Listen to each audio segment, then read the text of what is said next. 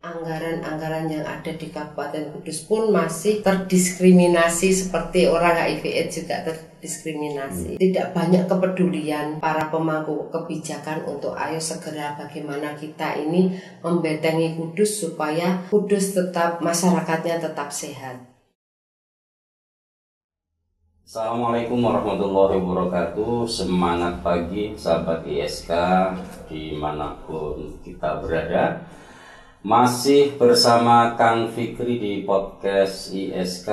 Siang hari ini kita sudah mendapatkan atau dihadiri oleh tamu yang istimewa ya, Ibu Eni Mardianti sebagai koordinator kelompok dukungan sebaya Kasih Kabupaten Kudus, yang tentu sahabat ISK tahu bahwa beliau adalah sangat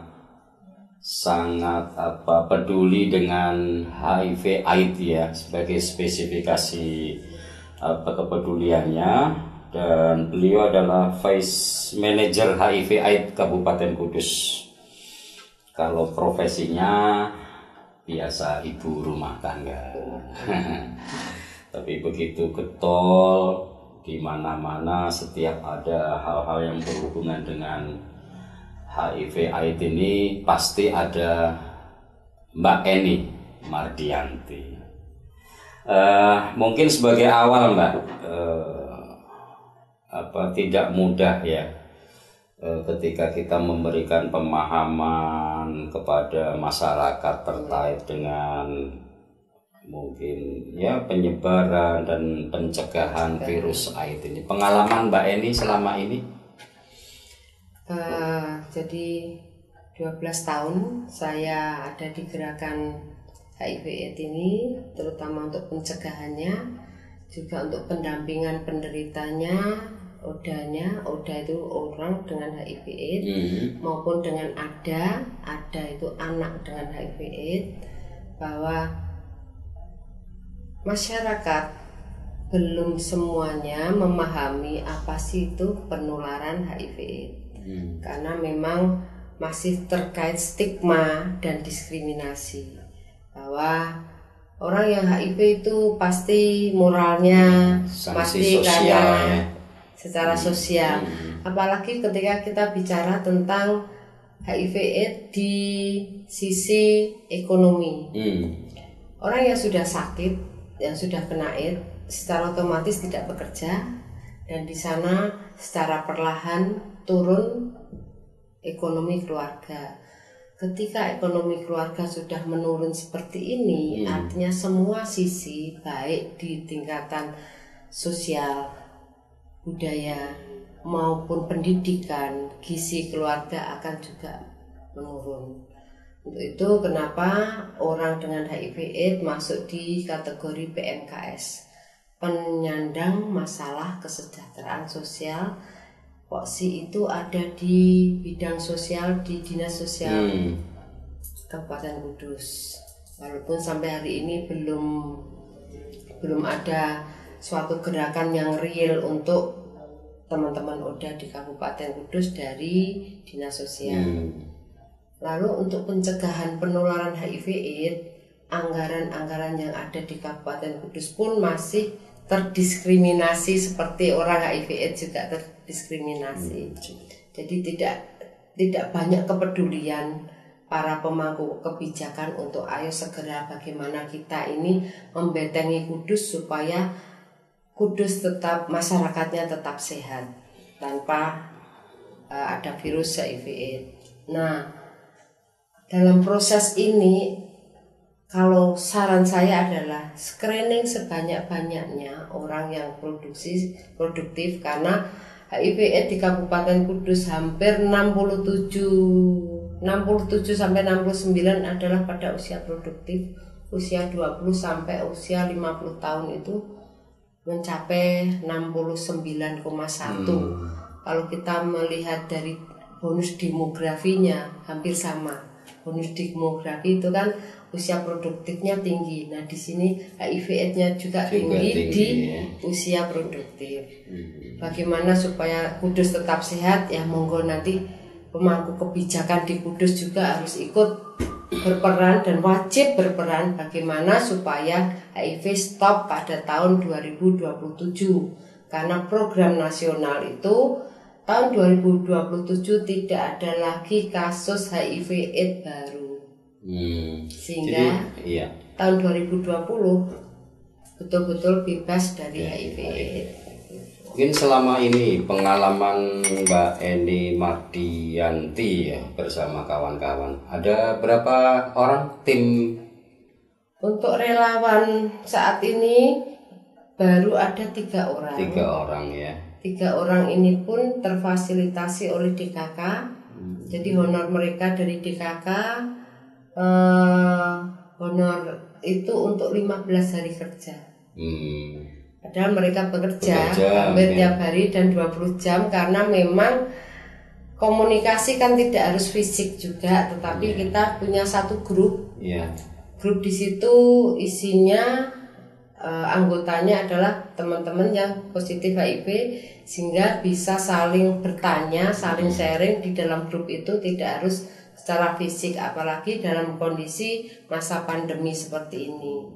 Teman-teman udah jauh sebelum ada masa pandemi, kami memang selalu sarankan protokol kesehatan itu sudah lama kami lakukan. Kemanapun harus pakai masker. Menjaga melakukan gerakan hidup bersih, hidup sehat itu supaya mereka tidak terinfeksi penyakit yang lain. Karena teman-teman ODA itu sistem imunnya kan menurun. Sistem imun menurun, tambah menurun. Kalau kita tidak membentengi diri, maka mudah sekali terinfeksi oleh penyakit yang lain. Misal TBC, pneumonia, meningitis, diare, lalu kelenjar getah beningnya. Itu semua penyakit menular yang bisa menular secara mudah ke teman-teman ODA. Jadi kalau bicara tentang HIV/AIDS ini kan sebenarnya virus ya. Artinya tentu kalau bicara tentang COVID-19 ini kan sama-sama virus tentunya. Tapi nampaknya perhatian pemerintah dalam hal ini mungkin dinas-dinas yang terkait ini kelihatannya kok lebih memprioritaskan COVID-nya daripada HIV-nya. Padahal sama-sama virus yang mematikan juga kan begitu. Artinya seolah kenapa ada pembedaan? Membaca pernyataan Mbak Eni tadi kan dalam hal penganggarannya ini kan masih belum mencerminkan kebutuhan kan begitu. Ini menurut Mbak Eni? Ya, kalau bicara tentang COVID tentu berbeda dengan virus HIV. Berbedanya pada penularan. Untuk COVID-19 itu atau COVID-19 ini penularannya kita bicara tidak ada jarak pun bisa menular. Dan memang ini adalah sebuah pandemi. Pandemi itu meluas. Tetapi ketika virus HIV itu lebih penularannya pada saat ini yang terbanyak karena hubungan seks. Disitulah bedanya. Kalau hubungan seks itu kan personal. Iya, betul. Tapi kalau COVID-19 lebih banyak pada hubungan sosial. Ketika kita berkerumun, ketika kita tidak jaga jarak, maka disitulah penularan. Makanya lebih banyak pada protokol kesehatan.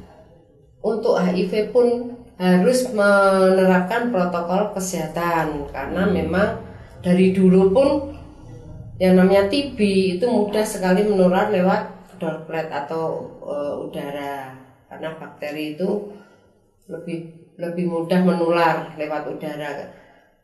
Kalau virus COVID itu lebih banyak mati di udara yang terbuka dan panas. Tetapi bakteri TB, kita bicara penyakit menular, TB itu bisa laten dan bisa menempel di tembok sampai berapa tahun karena lembab. Jadi sama-sama virus, sama-sama penyakit menular, tapi memang untuk cara penularannya berbeda. Berbeda ya. Hanya sayangnya pandemi dengan epidemi itu kan berbeda juga. Epidemi HIV, TB, DBD itu kan sudah berpuluh tahun yang lalu. Sudah ada ya. Sudah ada. Hanya sampai hari ini belum berhasil. Ditambah lagi sekarang pandemi. Jadi untuk pandemi ini kenapa menjadi prioritas? Sebetulnya memang ya harus menjadi prioritas karena ini lebih mudah menularkan. Hanya untuk penanganannya bisa lebih terarah dengan perencanaan dan memahami virus itu seperti apa sehingga penganggaran yang ada itu tepat, efisien. Tidak banyak mubazir. Tidak mubazir kan tepat. Artinya harus banyak dievaluasi kira-kira program yang sebenarnya malah kontraproduktif dengan pencegahan itu harus dihindari kan begitu. Jangan sampai untuk pencegahan pandemi tapi dirasionalisasi untuk epidemi. Jadi selama ini mungkin yang sudah pernah dianggarkan oleh pemerintah untuk program-program pencegahan HIV ini melalui lembaga KPA ya. Ini sudah kira-kira sudah ideal menurut Mbak Eni apa? Artinya kita bicara ideal dulu, baru nanti kalau misalnya sudah tidak ideal malah dipangkas kan gitu. Nah, dari idealnya dulu. Program-program KPA, mohon maaf kami mewakili KPA juga karena saya juga anggota KPA sekaligus cash manajernya, bahwa program-program 2020 itu sebetulnya kami akan membuat TOT bagi Babinsa, Babin Kamtibmas dan penyuluh agama dengan harapan bahwa sosialisasi pencegahan HIV itu ada pada mereka juga. Babin Kamtibmas langsung bersentuhan dengan masyarakat fungsinya sekarang. Ketika kami bekali dengan P2 HIV, pencegahan penularan HIV, paling tidak mereka juga akan menyampaikan ke masyarakat. Jadi semakin banyak orang berbicara tentang pencegahan penularan HIV, itu semakin tersosialisasikan, orang tidak akan takut lagi atau enggan lagi untuk saya mau VCT dong, saya mau periksa HIV, saya punya HIV apa tidak. Karena saat ini kami untuk merekrut orang atau mengajak orang untuk periksa tes HIV itu banyak kendalanya. Aku gak lapo-lapo kok. Nah, lapo-laponya ini seperti apa kan kami nggak tahu.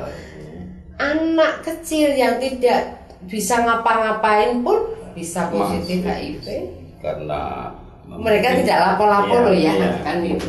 Artinya bahwa kami berharap banyak orang atau banyak masyarakat di Kudus khususnya itu dengan sukarela datang ke layanan. Saya mau periksa dong, saya punya HIV apa tidak, mumpung masih sehat. Karena orang yang sudah sakit dan itu positif HIV, pemulihannya itu butuh beberapa bulan.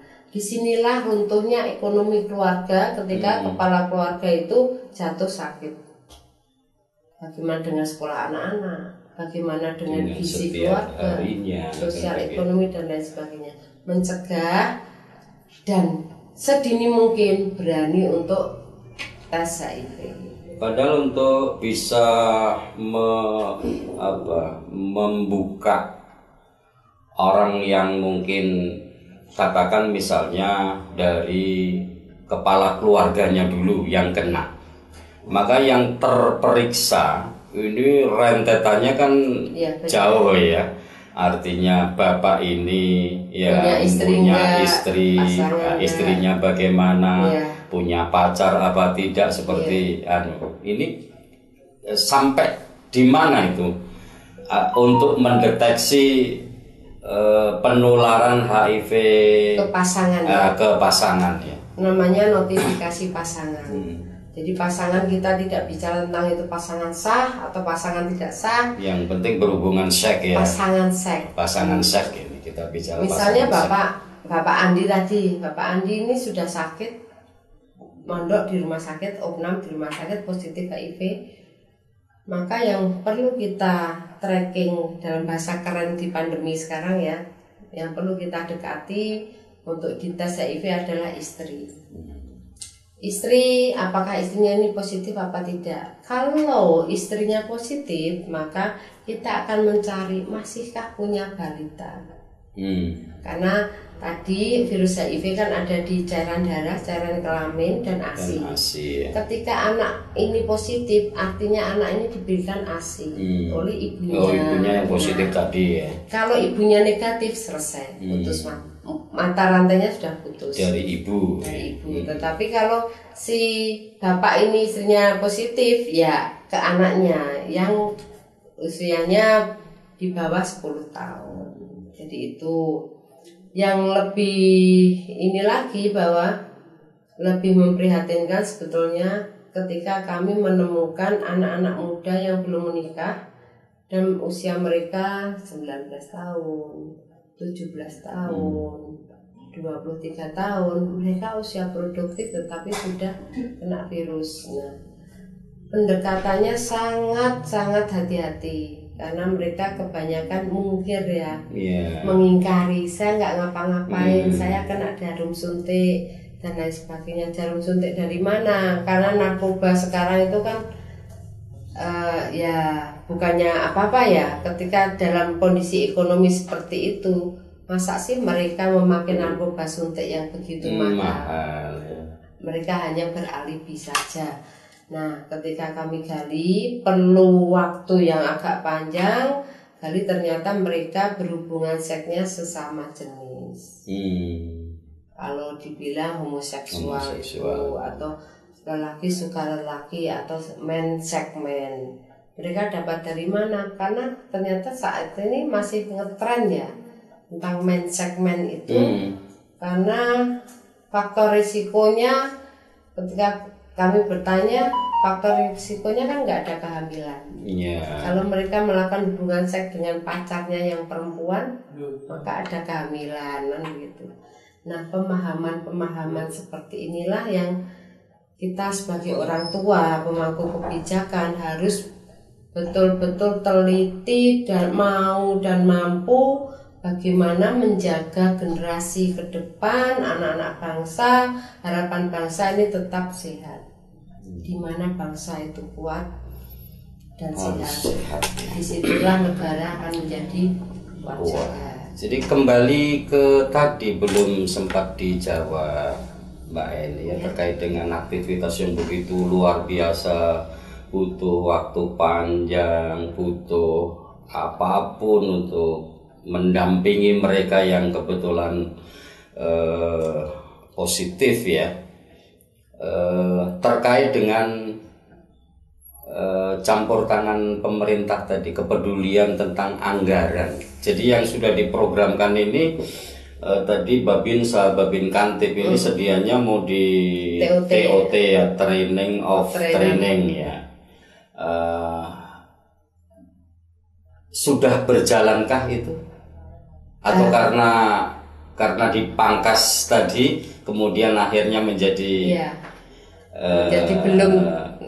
Jadi memang idealnya kemarin kami sudah menganggarkan itu karena ada rasionalisasi, lalu ada social distancing. Kami tidak mungkin melatih dalam satu ruangan sekian banyak orang, dan anggaran itu pun dipangkas, maka kemungkinan tahun ini tidak bisa terlaksana. Kalaupun nanti anggaran itu dikembalikan, ya kami laksanakan dengan tentunya masih dengan memperhatikan protokol kesehatan. Misalnya dalam satu ruangan hanya berapa orang begitu. Harapan kami itu nanti juga kalau bisa dalam satu dayung, dalam satu pelatihan tentang TOT, tentang pencegahan HIV, itu ada juga narasumber yang bicara tentang pencegahan COVID. Jadi satu dayung ada 2 materi, satu pertemuan ada 2 materi. Jadi lebih efektif dan efisien. Jadi mungkin terkait dengan mungkin kepedulian pemerintah Kabupaten Kudus dalam hal ini ya. Artinya kendala-kendala apa sebenarnya yang di alami oleh Mbak Eni dan kawan-kawan ketika mungkin mau mengantar atau mau membantu pasien positif ke rumah sakit atau kemanapun, ini kira-kira selama ini masih ada kendala dari pemerintah?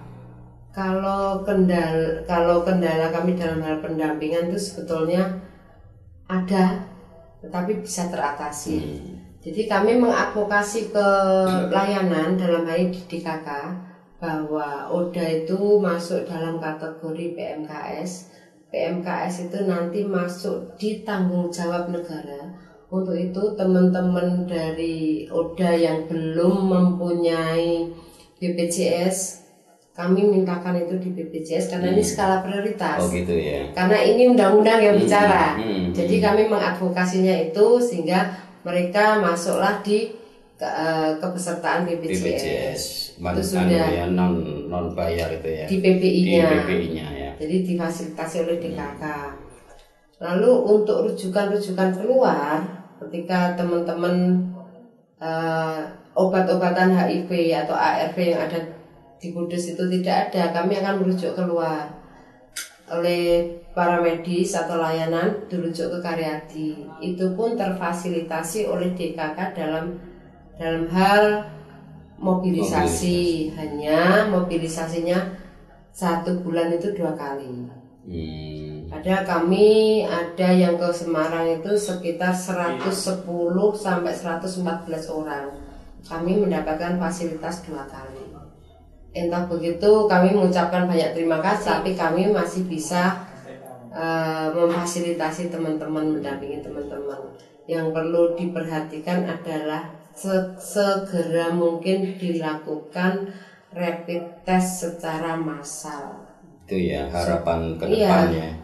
Supaya orang yang masih sehat ternyata dia positif HIV, jangan sampai dia jatuh sakit. Di pencegahannya ya lebih lebih tidak memakan biaya besar ya.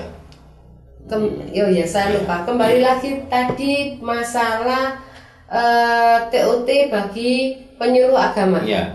Penyuluh agama ini kan sangat strategis banget dengan ke masyarakat. Ada calon pengantin mau menikah, itu kan ada penyuluh agama. Disinilah pentingnya penyuluh agama memberikan edukasi pencegahan penularan penyakit menular ke pengantin baru. Di sini juga mencegah supaya generasi, salah satu tujuan mereka menikah adalah meneruskan keturunan. Bagaimana supaya keturunannya ini nanti tetap sehat. Maka penyuluh agama ini sangat strategis dalam hal mengedukasi cabang-cabang ini nanti. Dan saat ini sudah banyak cabang yang VCT atau cabang ini diwajibkan untuk tes HIV. Sehingga ketika mereka positif, mereka bisa dirujuk ke kami atau ada konsultasi bagaimana supaya calonnya tidak terinfeksi, tertular, anaknya bagaimana supaya tetap sehat, tidak tertular. Jadi itu Babin Kamtibmas dan penyuluh agama. Ini adalah pekerjaan yang tertunda ya Bu Eni ya.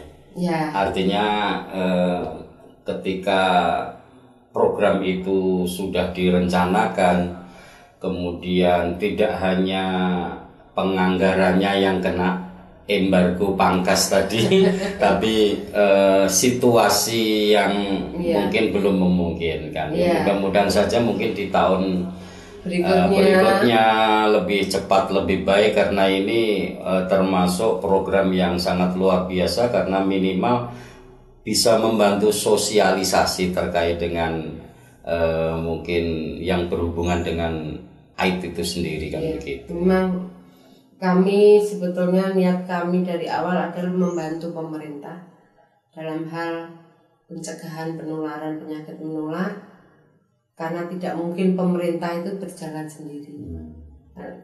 Mari masyarakat semua ikut bahu-membahu, paling tidak membentengi diri sendiri supaya tidak tertular penyakit menular. penyakit menular kan banyak ya, Iya. ada TBC, ada COVID-19, ada HIV, itu semua bisa dicegah. Penyakit menular bisa dicegah, bisa diobati. HIV kan sudah ada obatnya. Makanya mudah-mudahan apa yang mungkin dari kelompok panjenengan dan kawan-kawan ini bisa bersinergi dengan program pemerintah tentu ya, pemerintah itu termasuk anggota DPRD juga tentu ya, artinya setidaknya harus didukung dari sisi amunisinya kan begitu, karena ketika bicara tentang merunut orang yang terinfeksi HIV saja sampai melebarnya kemana-mana kan gitu. Ya. Ada istri, ada pacar lah, pacarnya punya pacar apa tidak dan macam-macam tadi kan begitu. Sehingga mungkin untuk bisa mencegah penularan ini memang harus terprogram secara real, terencana dan tidak mungkin kelompok ini bisa berjalan sendiri tanpa dukungan pemerintah kan begitu. Oleh karenanya mungkin di podcast kali ini mudah-mudahan dinas kesehatan, para dinas sosial, DPRD sendiri tidak menutup mata dan menutup telinga, karena masih untung ada Bu Eni yang peduli dengan hal-hal seperti ini. Karena ketika misalnya kita bicara orang kena AIDS, ya kan, mungkin kebanyakan orang itu menghindar, tapi justru Ibu Eni dan kawan-kawan malah mendekatkan begitu. Ini istimewanya. Oleh karenanya kita orang Kudus sangat bersyukur, mudah-mudahan aktivitas dari kelompok dukungan sebaya kasih ini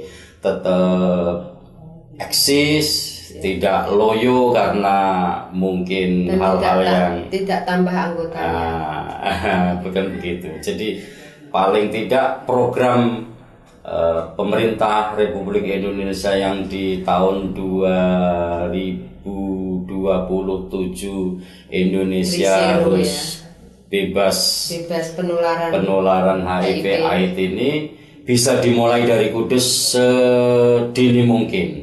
Tentu dari kelompok dukungan sebaya ini tidak mungkin akan bisa melaksanakan program-programnya tanpa dukungan pemerintah kan begitu. Oleh karenanya terima kasih sahabat ISK dimanapun berada, kita sudah sedikit menerima informasi sebenarnya HIV AIDS dan penangannya itu bagaimana, kemudian campur tangan pemerintah mau sejauh apa. Kita sudah sedikit dapat informasi dari Bu Eni Mardianti, maka mudah-mudahan ini bermanfaat dan ini tidak berhenti sampai di sini dulu Mbak Eni. Satu hal lagi. Boleh ya? Boleh. Kami pernah usulkan perda penyakit menular pada tahun 2017.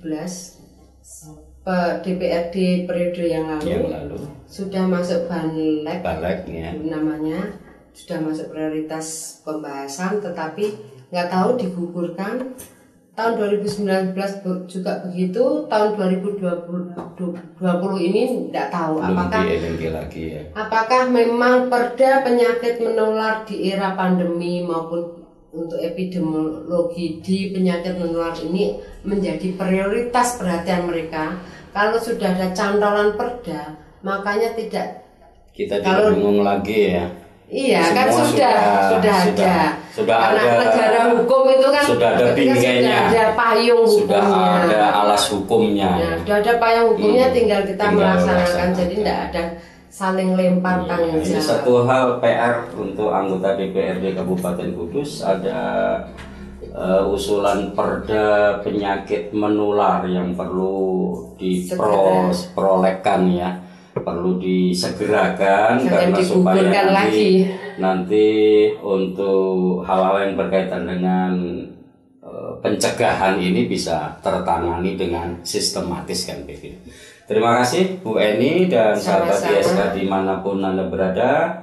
tetap bersama Kang Fikri di podcast. Kita coba pecahkan masalah dan dapatkan solusinya. Assalamualaikum warahmatullahi wabarakatuh. Terima kasih.